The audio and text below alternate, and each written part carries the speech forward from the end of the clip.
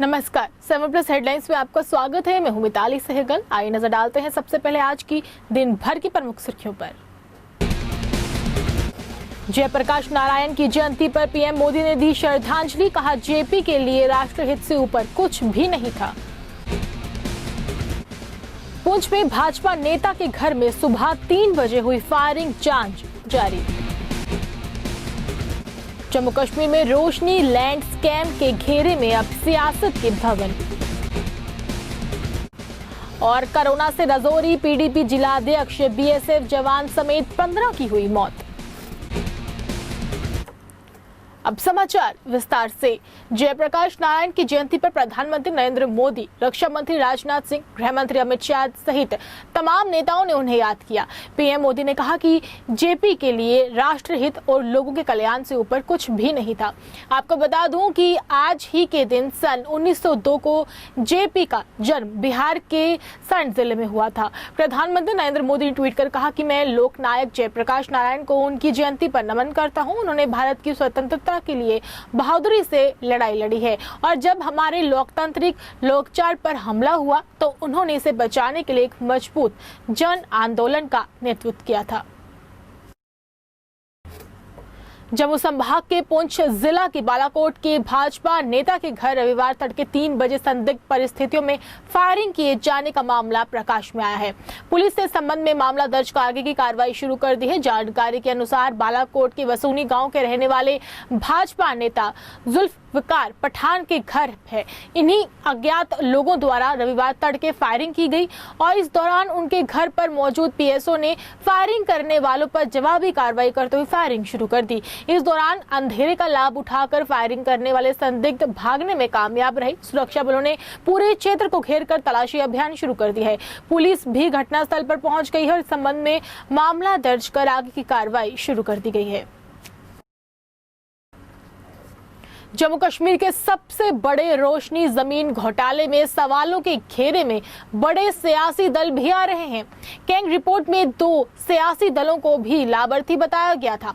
हालांकि सभी हस्तांतरण की जांच सीबीआई के पाले में आने के बाद और भी खुलासे होने की अब उम्मीद है। एडवोकेट अंकुर शर्मा का तो कहना है कि अब अवैध रूप से श्रीनगर में बने दोनों मुख्यालयों पर हथौड़ा चलेगा। इस जमीन पर दोनों का मालिकाना अधिकार नहीं है। इस मामले को सीबीआई के संज्ञान में भी लाएंगे। अंकुर शर्मा की जनहित याचिका पर हाई कोर्ट ने रोशनी एक्ट को असंवैधानिक करार देते हुए मामले की जांच अब सीबीआई को सौंप दी है। जेएमसी के सीनियर स्टाफ नर्स, बीएसएफ जवान, राजौरी पीडीपी जिलाध्यक्ष, तालाब तिल्लो निवासी 90 वर्षीय व्यक्ति सहित जम्मू कश्मीर में 15 और लोगों की कोरोना संक्रमण से पीड़ित होने के कारण मौत हो गई है। इसमें जम्मू संभाग से 12 और कश्मीर से 3 मौतें हुई हैं। इस बीच 636 नए संक्रमित मामले भी सामने आए हैं, जिसे जम्मू संभाग में 260 से ऊपर, जम्मू और कश्मीर में 373 मामले हैं। वहीं डॉक्टर्स का कहना है कि आगामी त्योहार सीजन और सर्दियों में कोविड को लेकर खास एहतियात बरतने की जरूरत है। त्योहारी सीजन में बाजारों में भीड़ बढ़ेगी, जिसमें मास्क, सामाजिक दूरी और सैनिटाइजर का इस्तेमाल बड़ी चुनौती रहेगा। अगर कोविड प्रोटोकॉल का गंभीरता से पालन नहीं किया गया तो संक्रमण का प्रयास फिर बढ़ सकता है। अंतर्राष्ट्रीय गर्ल चाइल्ड डे के मौके पर आज एक अवेयरनेस प्रोग्राम का आयोजन बड़गाम जिले में किया गया था। इस कार्यक्रम का मकसद था गर्ल चाइल्ड को अपने आप में कैसे बचाना है। इस कार्यक्रम की अध्यक्षता सब जज मंजूर अहमद खान ने की थी।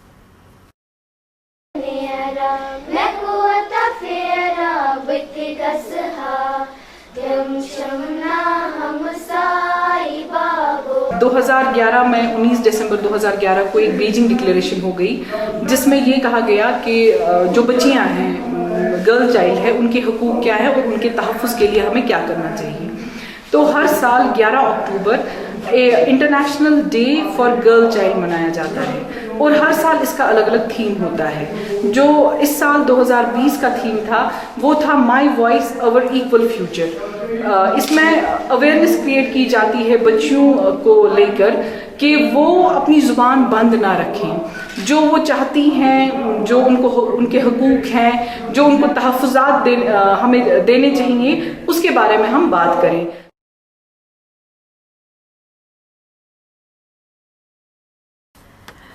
फाइनेंस कमिश्नर हेल्थ विभाग अतुल डुल्लू ने गांधीनगर सरकारी अस्पताल जम्मू का दौरा किया। दौरे के दौरान कोविड रोगियों को प्रदान की जाने वाली सुविधाओं का भी निरीक्षण किया गया। इस मौके पर फाइनेंस कमिश्नर व director health Jammu doctor Renu Sharma द्वारा अस्पताल के पुराने ब्लॉक में बने नए स्थापित आईसीयू सहित विभिन्न वार्डों का दौरा किया गया। उन्होंने अस्पताल में भर्ती मरीजों के परिजनों से बातचीत कर उन्हें दी जाने वाली सुविधाओं के बारे में भी जानकारी ली। आज ये गांधीनगर हॉस्पिटल जो ओल्ड ब्लॉक और न्यू ब्लॉक है, इसका थोड़ा सा टूर किया देखने के लिए कि यहाँ की फैसिलिटीज़ कैसे यूज़ की जा रही हैं। तो थोड़ा सा रिव्यू किया गया कि क्या हमने काम किया है कोविड के पीरियड में गांधीनगर के ओल्ड ब्लॉक ने और गांधीनगर के न्यू ब्लॉक ने। तो हमारे पास कुल मिलाकर यहाँ कोई 260 के करीब बेड है। 90 बेड हमारे पास ओल्ड ब्लॉक में हैं और 170 के करीब हमारे पास बेड यहाँ पर नए ब्लॉक में है और 580 पेशेंट करीब ओल्ड ब्लॉक से ठीक होकर चले गए हैं और 570 के करीब पेशेंट नए ब्लॉक से ठीक होकर चले गए हैं। और हमारे पास ऑक्सीजन फ्लो के भी बेड्स अवेलेबल हैं। वहाँ पर 90 के 90 ऑक्सीजन सपोर्टेड बेड्स हैं और यहाँ पर भी कोई 70 के करीब हाई फ्लो ऑक्सीजन वाले बेड्स हैं और बाकियों पर भी सिलेंडर वगैरह लगे हुए हैं। तो वो फैसिलिटी अवेलेबल है। और आपको मालूम होगा कि ये गांधीनगर हॉस्पिटल को हमने डेडिकेटेड कोविड हॉस्पिटल बनाया था। कुछ प्रोसीजर्स ऐसे हैं जैसे डिलीवरीज़ हैं, डिलीवरीज़ के लिए गायनी के प्रोसीजर्स के लिए गांधीनगर हॉस्पिटल को ही ईयरमार्क किया गया था। तो गांधीनगर हॉस्पिटल में अभी तक कोई 100 के करीब 99 सिजेरियन सेक्शंस की और 19 इनकी नॉर्मल डिलीवरीज भी हुई।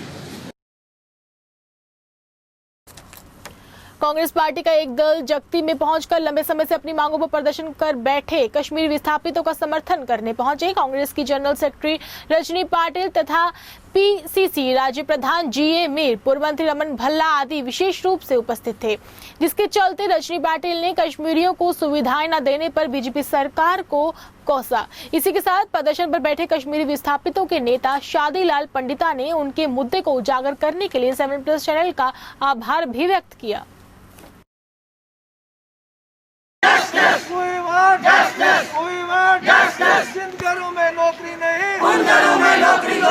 पंचायत चुनाव के लिए अगर धमकियां मिल रही है तो उसका पहले जिम्मेदारी बनती है गवर्नमेंट की, सरकार की जिम्मेदारी बनती है, एलजी साहब की जिम्मेदारी बनती है कि सुरक्षितता वो यहाँ पर प्रस्थापित करे।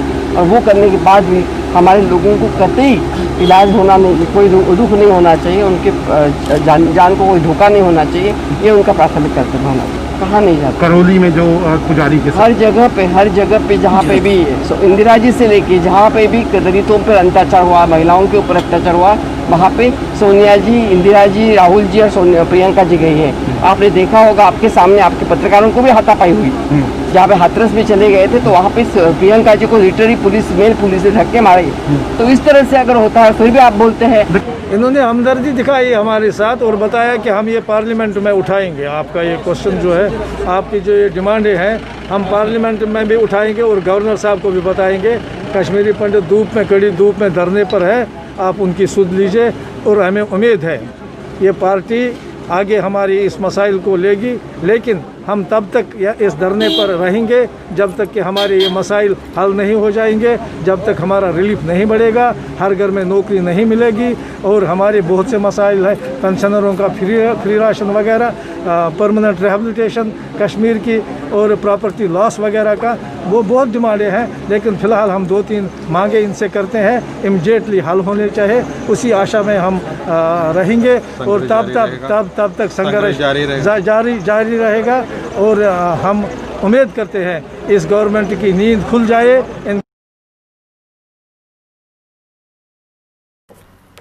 कांग्रेस की जनरल सेक्रेटरी रजनी पाटिल ने जेके रिजॉर्ट में पत्रकार वार्ता कर बीजेपी की नीतियों को कोसा है। उन्होंने कहा कि बीजेपी हमेशा से ही विरोधी नीति अपना रही है, जिससे लोगों को नुकसान होता है। इसी के साथ उन्होंने किसानों के काले कानून तथा कश्मीरी विस्थापितों की राहत राशि बढ़ाने पर मोदी सरकार को भी आड़े हाथों लिया। हमारा जो केंद्र सरकार ने किसान के लिए 3 कानून बनाए हैं, काले कानून जिसको बोलते हैं, उसको वापस लेने के लिए कांग्रेस कमेटी, अखिल भारतीय कांग्रेस कमेटी एक आंदोलन छेड़ने जा रही थी। पिछले 10 दिन से हम हर रोज कोई ना कोई रूप से वो आंदोलन करने जा रहे थे, चाहे सोशल मीडिया हो, चाहे साइन कैंपेन हो, 2 अक्टूबर को गांधी जी की मूर्ति के यहाँ जाके हमारे अध्यक्ष जी ने सबको एक प्रोग्राम दिया था। हर रोज़ कोई ना कोई हमारा कैंपेन चल रहा है। उसी के तहत उसका समापन 10 अक्टूबर को हर प्रांत के, हर राज्य के कैपिटल में जाके वहाँ पे ये काले कानून का निषेध करेंगे और एक किसान रैली हम करेंगे, ऐसे तय हुआ था।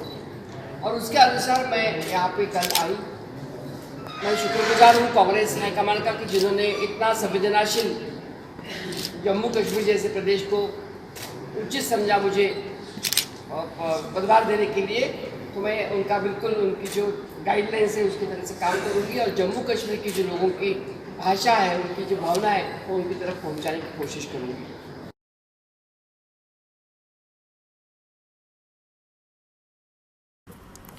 जम्मू कश्मीर अपनी पार्टी ने 1 दिवसीय युवा सम्मेलन का आयोजन किया। इस मौके पर पार्टी के वरिष्ठ नेता मंजीत सिंह तथा विक्रम मल्होत्रा विशेष रूप से उपस्थित रहे। इस अवसर पर मल्होत्रा ने कहा कि बीजेपी सरकार युवाओं के साथ हमेशा ही देश विरोधी नीतियां बनाती रही है। जम्मू कश्मीर के युवाओं में रोजगार न मिलने पर खासा गुस्सा व्याप्त है। इसी के साथ उन्होंने राज्य वापसी की भी बात कही। आज की ये जो कन्वेंशन है, ये युवा कन्वेंशन पार्टी के युवा नेता गौरव कपूर जी द्वारा आयोजित थी। और जिस तरह से आपने देखा, यहाँ हमारे प्रोविंशियल सदर साहब ने इसका संबोधन किया और जो युवाओं में जोश था जिस तरह से, वो आप सबके सामने था। और जिस तरह से युवा आप समझ रहे हैं कि अपनी पार्टी ही उनकी जो तर्जुमानी कर सकती है, जो वो सोच रखते हैं, जो उनके मसले हैं, उसको उठाना अपनी पार्टी ने बीड़ा उठाया है कि जब तक ना हम जम्मू कश्मीर को उसकी जो ग्लोरी है, जो उसका स्टेटहुड था, वो वापस दिलाएंगे। और युवाओं के लिए जब तक हम उनके जो मसले हैं उनको लेकर संघर्ष करेंगे। और आप देख रहे हैं इस मुश्किल समय में भी अपनी पार्टी, चाहे वो छोटा मसला हो, चाहे वो हमारे ऑटो ड्राइवर्स का मसला हो, चाहे वो माइनिंग वाले हमारे साथियों का मसला हो, सारे मसले मंजीत सिंह जी ने लगातार अपने नेतृत्व में उनको उठा के लोगों को और सरकार को उससे अवगत कराया है। मुझे लगता है अपनी पार्टी ही केवल ऐसी पार्टी है जो इस मुश्किल वक्त में भी जम्मू कश्मीर के लोगों के साथ खड़ी है। विकास कार्यों की कड़ी को आगे बढ़ाते हुए आज नगर निगम मेयर ने राज मंगोत्रा के वार्ड नंबर 33 में नाले का काम शुरू करवाया, जिसका शुभारंभ मेयर चंद्रमोहन गुप्ता व पार्षद ने किया। मेयर ने कहा कि लोगों की लंबे समय से मांगों को ध्यान में रखते हुए इस काम को शुरू करवाया गया है। उन्होंने कहा कि विकास करवाने में नगर निगम वचनबद्ध है, लेकिन अब विकास कार्यों में तेजी लेने के प्रयास भी किए जा रहे हैं।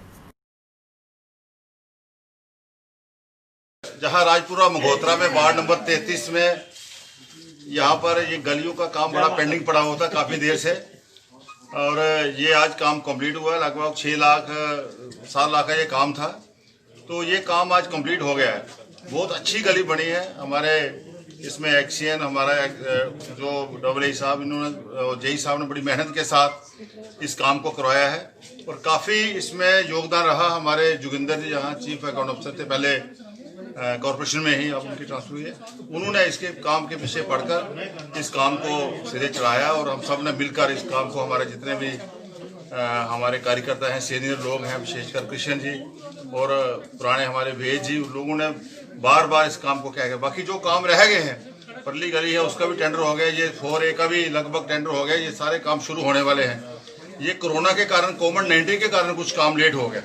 आज की डेट में 40% हमारे जो एक्सीडेंट हैं, जहाँ वो जेईज हैं, और म्युनिसिपल कॉर्पोरेशन का स्टाफ जो है कोविड में है, वो पॉजिटिव है। उसके बावजूद भी पूरे 6 महीने में जब से ये कोविड का प्रकोप आया है, जम्मू म्युनिसिपल कॉर्पोरेशन एक दिन भी बंद नहीं रहा छुट्टी के अलावा। रेगुलर हम लोग काम कर रहे हैं, हमारी कमिश्नर में हम सब मिलकर, जैसे भी होता है तभी रिजल्ट आ रहे हैं। आने वाले समय में और भी हर वार्ड के अंदर काम हो रहे हैं। यहाँ भी जो काम रुके हैं वो काम भी आस्ता आस्ता होंगे। और सबसे बड़ा काम जेएमसी ने जो स्ट्रीट लाइट लगवाई है, आज पूरे शहर में 75 वार्डों में आप जिधर भी जाओ आपको स्ट्रीट लाइट आपको लगेगी। और भी जो काम रह गए, इसके ओपन जिम लगा दिए हमने 50 वार्डों के अंदर।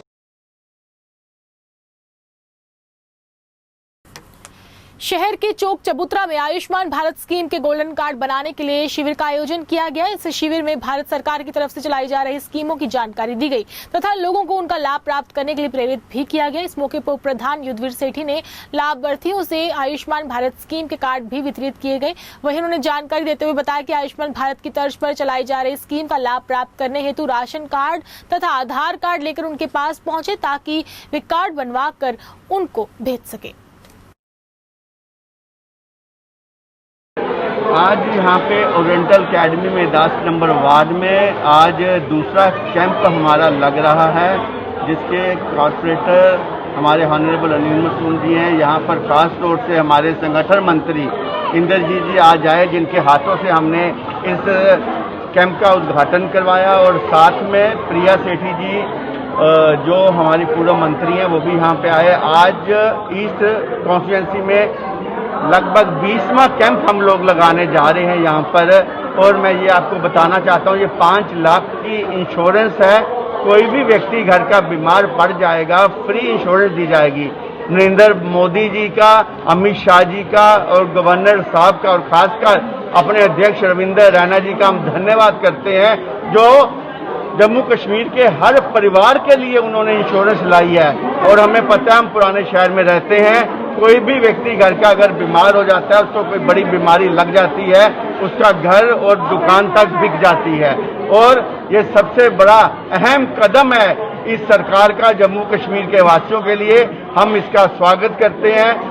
और खासकर जो हमारा वार्ड नंबर 10 है, अफगाना मल्ला खिलौने वाली गली और साथ में जो एडजॉइनिंग जो वार्ड पड़ते हैं, वहाँ के सब लोग यहाँ पे आ रहे हैं। और मैं उनसे यही कहता हूँ, किसी भी अपोजिशन पार्टी की बात में मत आकर अपनी इंश्योरेंस मत रुकवा देना। ये बड़ा अहम कदम है और मोदी जी का कदम है। इसका स्वागत पूरा जम्मू कश्मीर कर रहा है। और आप आज जो पूरे दिन यहाँ पे कैंप लगेगा, उसमें बढ़ चढ़कर हिस्सा लीजिए। आयुष्मान भारत योजना के तहत ट्रैफिक पुलिस के लिए पुलिस लाइन में 1 दिवसीय जांच शिविर का आयोजन किया गया, जिसमें ट्रैफिक पुलिस कर्मियों को कोरोना बचाव के लिए विशेष परामर्श दिए गए। वहीं इस मौके पर SSP Shiv Kumar traffic police ने बताया कि इस महामारी में अपनी सेवाएं दे रहे ट्रैफिक पुलिस कर्मियों को हर समय कोरोना का खतरा बना रहता है। इसके लिए डॉक्टरों की एक विशेष टीम ने इन कर्मियों की जाँच कर उन्हें बचाव की सलाह दी है और साथ ही में अपनी इम्यूनिटी मजबूत करने के नुस्खे भी बताए हैं। देखिए, आज का जो आयुष कैंप जो था, ये डॉक्टर्स ने संडे के दिन स्पेशली टाइम निकाल के हमारे लिए लगाया ट्रैफिक पुलिस के लिए। ये ट्रैफिक देखते हैं कि ट्रैफिक पुलिस हमारे जो हैं वो ग्राउंड पे रहते हैं, पब्लिक कॉन्टैक्ट में ज़्यादा आते हैं, तो उनकी सेफ्टी के लिए, उनकी फैमिली की सेफ्टी के लिए ये इम्यूनिटी बूस्टर कैंप जो है वो लगाया गया। इनको गाइड किया गया कि कैसे कैसे मेडिसिन लेनी है, अपने साथ साथ अपने फैमिली की भी प्रोटेक्शन करनी है। तो एक बहुत बढ़िया डॉक्टर की तरफ से हमें जो ट्रैफिक हमारे पुलिसकर्मी हैं उनको गाइड किया गया इसमें। तो सर, इसमें क्या क्या प्रोडक्ट्स हैं इम्यूनिटी बूस्टर ये के लिए? आयुष की तरफ से काफ़ी, जैसे आप टीवी में भी आपने सुना होगा, नेशनल मीडिया चल रहा है, आयुष 64 मेडिसिन है जो फीवर वगैरह के लिए है। कफ सिरप्स हैं, जैसे गले में खराश वगैरह जो स्टार्ट होता है, तो वो सब इनको बताया गया है कि ये मेडिसिन जो है, अगर आपको थोड़ा सा भी लगता है कि कहीं आपको दिक्कत आ रही है तो इमीडिएटली स्टार्ट कर देना है। वार्ड नंबर 67 मुट्ठी जय सिंह तहसीलदार की अध्यक्षता में घर घर जाकर लोगों को डोमिसाइल सर्टिफिकेट वितरित किए गए। डोमिसाइल सर्टिफिकेट कैंप भाजपा के युवा मोर्चा के युवा नेता रिंकू चौहान की अध्यक्षता में आयोजित किया गया था। युवा नेता रिंकू चौहान ने कहा कि करीब आज हमने 90 लोगों को डोमिसाइल सर्टिफिकेट प्रदान किए हैं। साथ ही उन्होंने तहसीलदार जय सिंह का भी धन्यवाद किया। आज वार्ड नंबर 67 में डोर टू डोर एक बार फिर से ये डोमिसाइल बांटे। इस अवसर पर हमारे जय सिंह जी तहसीलदार ने मौके पे आके जो डोर टू डोर घर घर में जाके ये डोमिसाइल बांटे। ये आज 11वां कैंप है मुट्ठी में और बहुत अच्छा रोल अदा कर रहे हैं हमारे तहसीलदार साहब जी। जय हिंद, जय भारत। बीजेपी कार्यकर्ता एवं समाज सेवी बाबा चंचल सिंह ने एक बार फिर से विरोधियों द्वारा विकास न करवाने की बात का खंडन किया है। उन्होंने कहा कि मोदी सरकार द्वारा जम्मू कश्मीर में लोगों की जरूरतों के मद्देनजर हर संभव प्रयास किए जा रहे हैं। बाबा चंचल सिंह ने कहा कि विकास कार्यों में पहले की तुलना में अब तेजी भी आई है, जिसके लिए वे मोदी सरकार का धन्यवाद करते हैं। हाथ जोड़कर मैं संदेश देना चाहता हूं। मैं लोगों को ये बताना चाहता हूं, जो मुट्ठी भर लोग प्रधानमंत्री नरेंद्र मोदी या बीजेपी के बारे में जो भड़का रहे हैं, इन भड़कावे में ना आए कि मसला देश का है। प्रधानमंत्री नरेंद्र मोदी जी ने इतने इतने बड़े काम किए हैं हिंदुस्तान में जो कोई सोच नहीं सकता। मैं लोगों को ये बताना चाहता हूं मेरे भाइयों, आप सब जानते हो इस टाइम पर प्रधानमंत्री नरेंद्र मोदी जी ने पूरे भारत में रोडों को बसाया हुआ है। हर जगह रोड बना रहे हैं, बड़े बड़े पहाड़ों में रोड बना रहे हैं, जिसमें पता नहीं कितना खर्च आ रहा है। और प्रधानमंत्री नरेंद्र मोदी जी ने, लोग कहते हैं अभी 10 साल में प्रधानमंत्री नरेंद्र मोदी जी ने 8 साल में क्या किया है। मैं लोगों को यह बताना चाहता हूं, पूरे हिंदुस्तान में इस जहां मर्जी जाओ रोडों के काम लगे हुए हैं। जो 200 फुट रोड, 100 फुट रोड और 4x6 लेन जो है बसाई गई है हिंदुस्तान में। और हमारे जम्मू कश्मीर में बड़े बड़े ब्रिज बनाए गए हैं और लोगों को घर घर सिलेंडर दिए गए हैं, घर घर लोगों को गैस सिलेंडर दिए गए हैं और शौचालय बनाए गए हैं और अपनी बेल्ट फोर्स को नंबर 1 पर बनाया गया है। इतना म्यूनिशन प्रधानमंत्री नरेंद्र मोदी जी ने खरीदा है अपने भारत के लिए जो कोई सोच नहीं सकता। सरवाल में देर रात हुए सड़क हादसे में तेज रफ्तार से आ रही टिप्पर ने 3 कारों को अपनी चपेट में ले लिया। हादसे में टिप्पर चालक, जो कि बिना लाइसेंस के पुलिसकर्मी चला रहा था। बताया जा रहा है कि पुलिस नाके में जब्त की गई टिप्पर को पुलिसकर्मी सरवाल पुलिस थाने में ले जा रहे थे। वहीं कार मालिक जुगल किशोर ने पुलिस के उच्च अधिकारियों से मांग की है कि उनके नुकसान की भरपाई करवाई जाए और बिना लाइसेंस के टिप्पर चलाने वाले पर भी एक्शन लिया जाए। रात को 11:15 और 12 बजे के बीच में एक ये टिप्पर, ये जो सरवाल की तरफ से आ रहा था, नीचे की तरफ सरवाल से या काली मोचल वाटेवर जो भी जगह है वहाँ से ये फुली स्पीड में आ रहा था। एक पुलिस कांस्टेबल इसको चला रहा था, उसके साथ एक पुलिस कांस्टेबल और बैठा था कनेक्टर सीट पे। 2 ही ऑफिसर थे और उनके साथ कोई ड्राइवर नहीं, कोई नेक्स्ट पर्सन कोई और नहीं था। आते ही इन्होंने जोर से पहले मेरी वरना को हिट किया, सेकेंडली मेरी टियागो को हिट किया, थर्डली मेरी ये बेलिनो को गली में हिट किया। तीनों मेरी गाड़ियों को हिट किया इन्होंने जोर से। और जैसे ही हिट किया जोर से आवाज़ हुई और हम सारे बाहर आ गए, सारे मोहल्ले वाले बाहर आ गए कि क्या हो गया। तो जैसे आके देखा तो गाड़ी में 2 आदमी फंसे हुए थे। पहले वो हमें दिखे नहीं यूनिफॉर्म में, फिर जैसे ही हमने लाइट ऑन की वो दोनों पुलिस ऑफिसर थे और ड्राइविंग सीट पे था एक कनेक्टर सीट पे। जैसे ही हमने उसको, वो फंस गया था, उसको सांस नहीं आ रही थी। पहले हमने इंसानियत के नाते उसको निकालने के लिए रॉड से हमने पहले उसकी खिड़की को सीधा किया, उसके बाद उस ड्राइवर को हमने बाहर निकाला। सेकेंडली जो वो उस तरफ से थे, M.A. खान है उनका नाम, उनको हमने खिड़की की तरफ से वो बाहर निकले। तो अब ये पुलिस वाले कह रहे हैं हमारा तीनों, एक तो उनके पास हैवी लाइसेंस नहीं था, ना उनके पास आई कार्ड था। अब ये पुलिस वाले हमारा लॉस बियर नहीं करवा रहे हैं। हमारा इतना नुकसान हो गया, 8-9 लाख रुपए का नुकसान हो गया। हम चाहते हैं उस कांस्टेबल के खिलाफ FIR लगे जो बिना लाइसेंस के और बिना ड्राइवर के, जिसकी गाड़ी है, जो कैसे गाड़ी चला रहा है। क्या वो इलीगल माइनिंग कर रहा था यहाँ से? क्या रात को पुलिस वाले यूनिफॉर्म में इलीगल माइनिंग करते हैं, खुद गाड़ियाँ चला के? क्या पता अपने ऑफिसर्स के घर में भेज रहे हैं, क्या कर रहे हैं, हम लोगों को क्या पता। हमारा लॉस हुआ है, हमारा लॉस बियर होना चाहिए। हमारी बम्पर टू बम्पर इंश्योरेंस नहीं है। हाँ, और ये हमें रात को हम 12 बजे से FIR की कॉपी मांग रहे हैं, अभी तक हमें FIR नहीं दे रहे। और जबरदस्ती ये टिप्पर को, ये क्रेन लगा जबरदस्ती ये गाड़ी को लेना। कितने बजे के करीब ये रात को 11:15 से 12 बजे के बीच की बात है। 12:15 बजे, 12:50, 12:55, इसी टाइम के राउंड। तो अभी क्या डिमांड करते हैं? हमारी ये डिमांड है कि जो हमारे नुकसान हुआ है वो हमारे नुकसान की भरपाई किए जाए। हमें उस ऑफिसर से कोई लेना देना नहीं है, वो हमारे नुकसान की भरपाई दे या पुलिस डिपार्टमेंट दे जिन्होंने ये इलीगल माइनिंग का धंधा अवैध रूप से चला रहे हैं। तो हमें हमारा लॉस मिलना चाहिए, जो हमारा लॉस है हमें कंपनसेट किया जाएगा।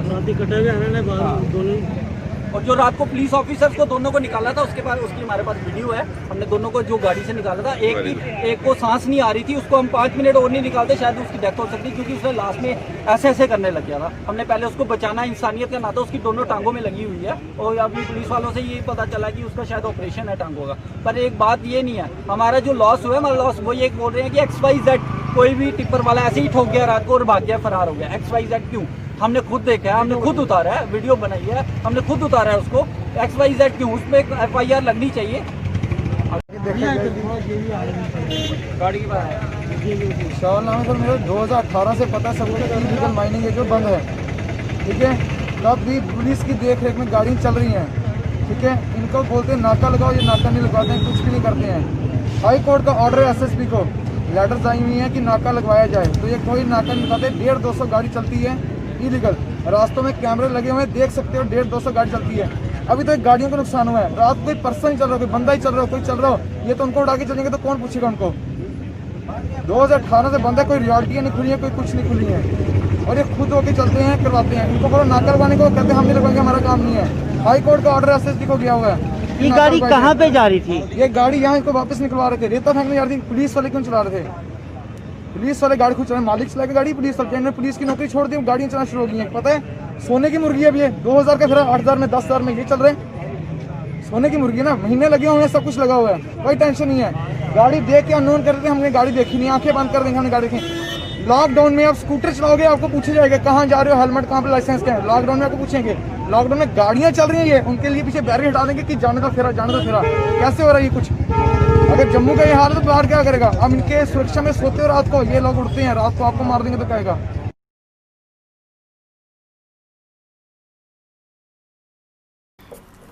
आम आदमी पार्टी ने आज केंद्र सरकार द्वारा प्रॉपर्टी पर लगाए टैक्स का कड़ा विरोध प्रदर्शन किया। पार्टी के वरिष्ठ नेता अमरीक सिंह सासन ने कहा कि केंद्र सरकार द्वारा अपनी मनमानी कर आए दिन नए कानून पास कर लोगों को नुकसान पहुंचाने की रणनीति अपना रहे हैं।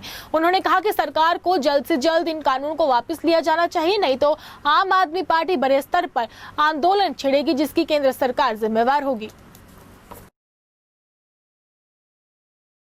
ਅੱਜ ਦਾ ਜਿਹੜਾ ਸਾਡਾ ਇਹ ਪ੍ਰੋਟੈਸਟ ਹੈ, ਇਹ ਜਿਹੜਾ ਕਾਲਾ ਕਾਨੂੰਨ ਸਾਡੇ ਉੱਪਰ ਥੋਪਿਆ ਜਾ ਰਿਹਾ, ਉਹ ਕਾਨੂੰਨ ਇਹ ਹੈ ਕਿ ਪ੍ਰਾਪਰਟੀ ਟੈਕਸ ਨਵਾਂ ਲੈ ਕੇ ਆਏ।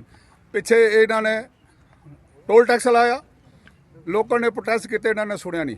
ਅੱਜ ਫਿਰ ਇੱਕ ਟੈਕਸ ਜਿਹੜਾ ਉਹ ਪ੍ਰਾਪਰਟੀ ਟੈਕਸ ਲਿਆਉਣ ਦੀ ਗੱਲ ਕਰ ਰਹੇ ਕਿ ਅਸੀਂ ਜਿਹੜਾ ਪ੍ਰਾਪਰਟੀ ਟੈਕਸ ਹੈ ਉਹ ਸਟੇਟ ਦੇ ਵਿੱਚ ਲਾਵਾਂਗੇ। ਅਸੀਂ ਇਹ ਜਿਹੜੀ ਵੀ ਗੱਲ ਆਮ ਆਦਮੀ ਜਿਹੜਾ ਇੱਕ मजदूर है, रेड़ी लाने वाला, फड़ी लाने वाला और जेड़ा दिहाड़ी लाने वाला और 2 कमरियां दा ओहदे कोल रहन दा गुजारा नहीं, ये ओहदे उपर भी जुल्म और सितम जिहड़े ने कर लगे। इस करके आम आदमी पार्टी का विरोध कर दी है और कड़े शब्दों नाल आलोचना कर दी है कि इस बिल नूं फौरी तौर पर ठंडे बिस्ते विच पाया जाए। अगर ये नहीं पाएंगे आम आदमी इहदा खुला विरोध करेगी और सड़कों से भी जाना पेगा, मरण बरते से भी बहना पेगा। असी लोगों के हित की गल करने वाली पार्टी है और आम लोगों के मुद्दे नाल जुड़ी दी पार्टी है। तो असी इस करके दोबारा LG साहब नूं, मेयर साहब नूं, जिन्हें भी इत्थे मुतलका जिहड़े एडमिनिस्ट्रेशन दे विच लोग बैठे उन्होंने ये दस दिंदे आ कि इहदा जिहड़ा बिल है ये ना लाने की कोशिश। आम आदमी पार्टी जिंदाबाद, आम आदमी पार्टी जिंदाबाद। जम्मू कश्मीर के पढ़े लिखे युवा नौकरियां न मिलने के विरोध में लंबे समय से प्रदर्शन करते आ रहे हैं। इसी के चलते आज अनएम्प्लॉयड फिजिकल टीचर्स व पैरामेडिकल के कोर्सेज कर चुके उम्मीदवारों ने प्रेस क्लब के बाहर प्रमाण पत्र जलाकर प्रशासन के खिलाफ जोरदार प्रदर्शन कर अपने गुस्से का इजहार किया। प्रदर्शनकारियों का समर्थन करने के लिए पैंथर्स ने अपना हाथ आगे बढ़ाया। पैंथर्स पार्टी के चेयरमैन हर्षदेव सिंह ने कहा कि बीजेपी सरकार हमेशा से युवाओं से भेदभाव करती आ रही है, जिसका पैंथर्स पार्टी कड़ा विरोध करती है। उन्होंने कहा कि इसके लिए बीजेपी को जवाब देना होगा।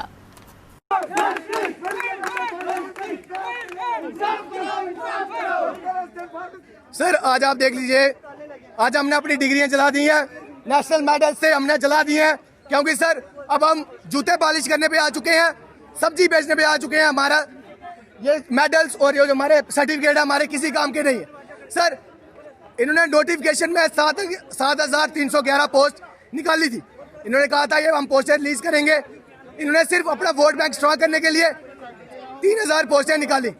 सर 4 साल हो गए, आज तक हमारी सेकंड फेज नहीं निकला। सर हम अपना हक मांग रहे हैं, जो हमारी इन्होंने पोस्टर बोला था निकालने के लिए, और सिर्फ बोला नहीं था, नोटिफिकेशन में निकाली हुई है। सर 7 तारीख को एक ऑर्डर निकलता है, उसमें ये लिखा जाता है कि जो रजिस्टर्ड ऑलरेडी है उन्हीं लोगों को लाइसेंस और रजिस्ट्रेशन मिलेगी, लेकिन जो फ्रेश डिप्लोमा होल्डर है उनको अभी तक रजिस्ट्रेशन का कोई भी इन्होंने नोट्स नहीं निकाला है। हम चाहेंगे आपके माध्यम के चैनल से जितने भी स्टूडेंट हैं, चाहे वो फ्रेश हैं या पहले के हैं, डिप्लोमा तो सबका इक्वल है, सब लोगों ने रेगुनाइज्ड इंस्टीट्यूट से किया है, जम्मू से किया, कश्मीर से किया, लद्दाख से किया है। आधे लोगों को रजिस्ट्रेशन शुरू कर रहे हैं, आधे लोगों को रजिस्ट्रेशन नहीं दे रहे। ये कौन सा लॉ लगा रहे हैं? वो किस लॉ के तहत जो ये ऐसा कानून बना रहे हैं? अगर सभी लोग जो है वो डिप्लोमा होल्डर्स हैं, सभी लोग जो है वो प्रैक्टिस की हुई है, इंटर्नशिप जो है रेगुलर लगाई है, अपने कॉलेजों से रेगुलर कोर्सेज किए हुए हैं, उसके बावजूद जो 2019 से पहले या 18 से पहले हैं उन लोगों के लिए एक नोट्स जो निकलता है, 7 तारीख को जो ऑर्डर निकलता है, उसमें वो ऑलरेडी रजिस्टर्ड जो लोग हैं उन्हीं को रजिस्ट्रेशन दी जाती है। बेरोजगार नौजवानों के साथ जिस तरीके से खिलवाड़ किया गया मौजूदा सरकार द्वारा, उनके साथ बड़े बड़े वादे किए गए, 2-2 करोड़ नौकरियां देने के वादे करने के बाद जो है वो इनको अपने हाल पर छोड़ दिया और आज ये सड़क के ऊपर बैठने के लिए मजबूर हो चुके हैं। जिस तरीके से फिजिकल एजुकेशन टीचर्स जो हैं उन्होंने नेशनल लेवल के ऊपर जो है वो मेडल हासिल किए हैं और इनके साथ ये वादा किया गया था कि 7,300 के करीब पोस्ट जो है वो यहाँ फिलअप की जाएगी। युवा एकता ने बीजेपी सरकार पर लोक विरोधी नीतियों का आरोप लगाते हुए जोरदार प्रदर्शन किया। इस मौके पर संगठन के अंकुर बासुदेव ने कहा कि भाजपा हमेशा से दोहरे मापदंड अपनाती आ रही है और लोगों के नुकसान की बात भी करती आ रही है। सरकार द्वारा टैक्स लगाने की बीजेपी सरकार कार्यकाल की तुलना मुगल राज कार्यकाल से की है। उन्होंने कहा कि उतने टैक्स तब भी नहीं लगते थे, जिसके लिए उन्होंने अपने प्रशासन को जिम्मेवार ठहराया है।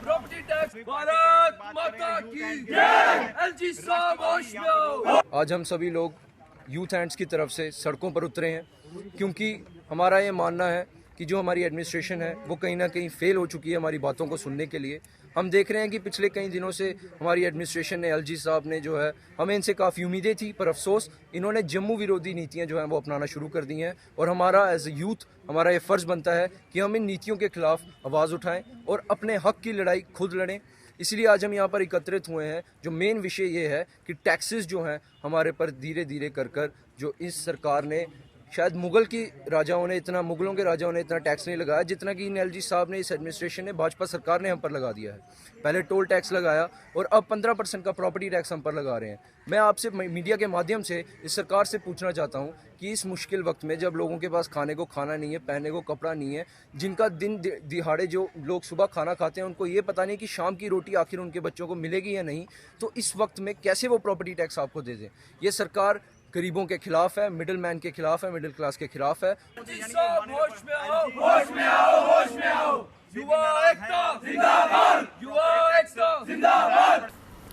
बैक टू विलेज 3 के तहत आज ब्लॉक थाना मंडी में additional deputy commissioner doctor Basharat Hussain ने दौरा किया। इस दौरे में पंचायत में लोगों को आ रही समस्याओं के बारे में मीडिया से बात करते हुए डॉक्टर बशरत हुसैन ने बहुत सी जानकारी दी। जो मेरी ड्यूटी थी वो B2 B3 यानी बैक टू विलेज प्रोग्राम 3 में पंचायत छुरुंग में थी। और जो ये हमारा 2 रातों और 1 दिन का प्रोग्राम था, ये रात देर गए जो है इख्तिताम पजीर हुआ। इसमें हमने एज पर शेड्यूल जो हमें दिया हुआ था उसके हिसाब से डे 1, डे 2 और डे 3 की एक्टिविटीज़ हमने सर अंजाम दी। मेरे साथ सरपंच हल्का पंचायत छुरुंग और जितने भी हम वार्ड मेम्बरान थे वो साथ रहे। उसके साथ हमारे जनरल पब्लिक साथ रही। उसमें हमने ग्राम सभाएं जो हैं वो उसका इनकाद किया। उसमें हमने MG नरेगा प्लान और 14 तफसी प्लान और इस तरह से दूसरे जो अहम उमूर थे उनको डिस्कस किया और जो प्लान थे उसका ग्राम सभा ने जो है वो अप्रूवल भी दिया।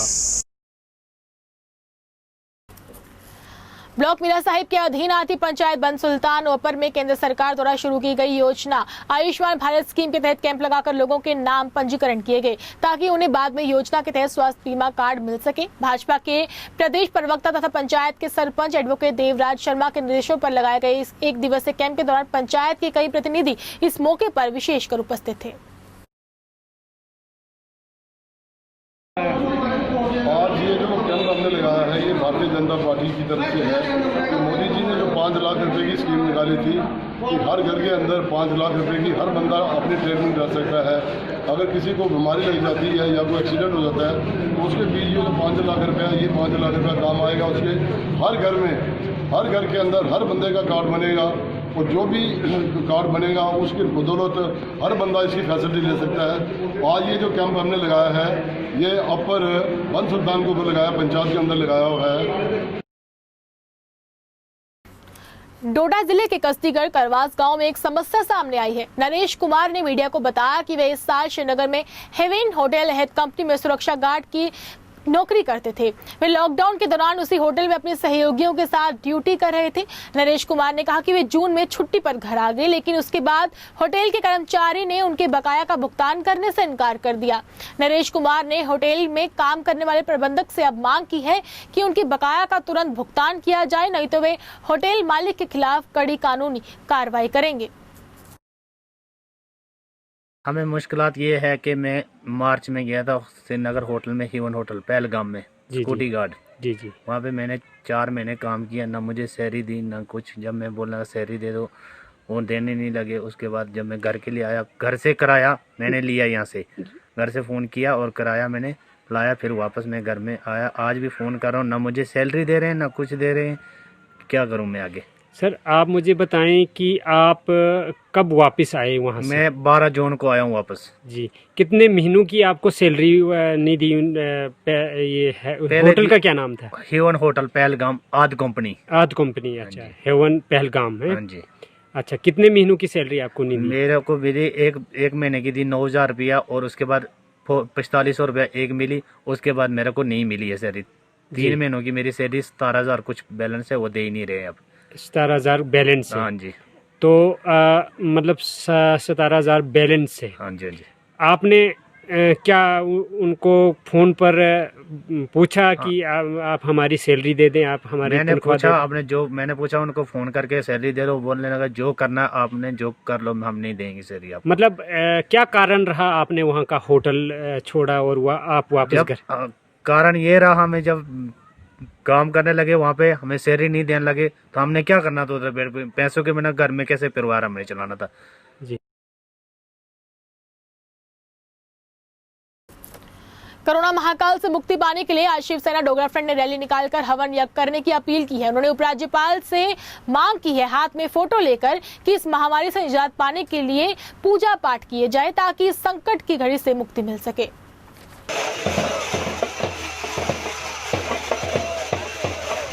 महाकाल पड़ा हुआ है, जिसके कारण जम्मू के अंदर कोरोना और हिंदुस्तान के अंदर कोरोना से बड़े लोग हमसे अलग हो गए हैं। नवरात्रे आ रहे हैं, राज्यपाल जी की चित्र लेकर के कहना चाहता हूं, माननीय महामहिम राज्यपाल जी, नवरात्रों के विषय के अंदर वहां जाकर के आप यज्ञ करने का प्रयास करो।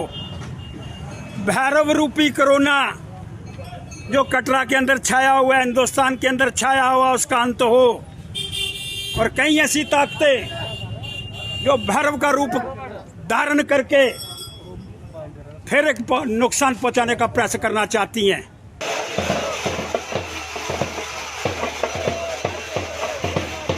आइए चलते चलते एक बार फिर से नजर डालते हैं आज के दिन भर की प्रमुख सुर्खियों पर।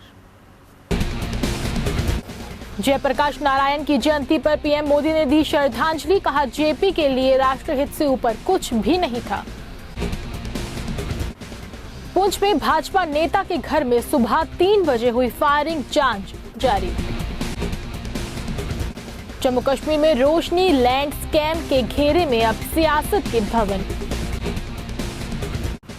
और कोरोना से रजौरी पीडीपी जिलाध्यक्ष बीएसएफ जवान समेत 15 की हुई मौत। 7+ हेडलाइंस के आज के अंक में बस इतना ही। मुझे और मेरी टीम को दीजिए इजाजत और आप देखते रहिए 7+ चैनल। नमस्कार।